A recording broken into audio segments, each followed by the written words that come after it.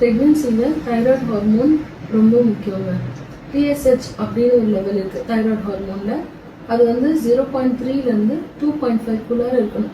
இப்போ நார்மல் அடல்ட்னா 5 வரைக்கும் கூட இருக்கலாங்க. பட் ப்ரெக்னென்சியில் லெஸ் தென் 2.5 இது வரைக்கும் மெயின்டைன் பண்ணணும். சப்போஸ் 2.5க்கு மேலே இருந்துச்சு அப்படின்னா சில அம்மாங்களுக்கு தைராய்டு வந்து அன்கரெக்டடாக இருப்பாங்கல்ல, நான் 2.5க்கு மேலே இருக்கிற அம்மாங்களுக்கு சில காம்ப்ளிகேஷன்ஸ் வந்திருக்கு. அடிக்கடி மிஸ்கேரேஜஸ் ஆகுது, அம்மாங்களுக்கு பிபி வருது, ப்ரீஎக்லாம்சியான்னு சொல்லுவாங்க, அது வர்றது, என்னென்னு தெரியாமல் பேபி எப்போனாலும் டெத் ஆகுது.